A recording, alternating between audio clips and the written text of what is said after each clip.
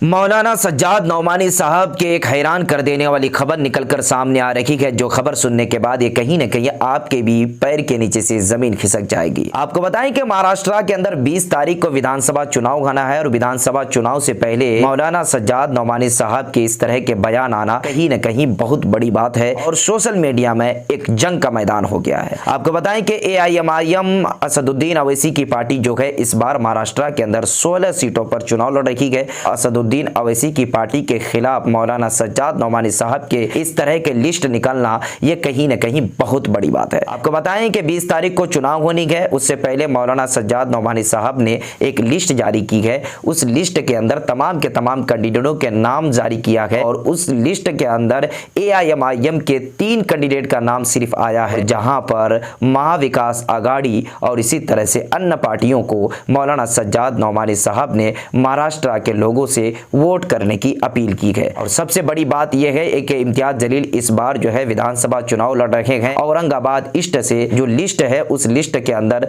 इम्तियाज जलील का नाम नहीं है, को लेकर सोशल मीडिया में AIMIM के समर्थकों के अंदर एक गुस्सा देखने को मिल रहा है। मौलाना सज्जाद नौमानी साहब ने तमाम के तमाम 288 सीटों पर सबसे ज्यादा अगर समर्थन दिया है तो वो महाविकास आघाड़ी को दिया है, उसके बाद अन्य पार्टियों को दिया है और AIMIM के सिर्फ 3 कैंडिडेटों को समर्थन दिया है। इसमें मौलाना इस्माइल साहब कासमी भी मौजूद है। हैरान कर देने वाली बात यह है कि जहां से इम्तियाज जलील लड़ रहे हैं वहां पर डॉक्टर गफ्फार को समर्थन दिया गया है। वो डॉक्टर गफ्फार जो 3 महीना पहले AIMIM में हुआ करता था, आज AIMIM के खिलाफ समाजवादी पार्टी के टिकट में चुनाव लड़ रहे हैं और वहां पर औरंगाबाद ईस्ट से जो अपोजिट में है वो है इम्तियाज जलील। और सबसे बड़ी बात यह है कि इम्तियाज जलील से कुछ दिन पहले एक मुलाकात की एक फोटो वायरल हुई थी, जिस फोटो के अंदर इम्तियाज जलील से मौलाना कुछ फरमा रखे गए कि जहां पर AIMIM 16 सीटों पर चुनाव लड़ रही है तो मौलाना सज्जाद नौमानी साहब आखिर 3 सीटों पर समर्थन क्यों दिए हैं और बाकी सीटों पर लोगों को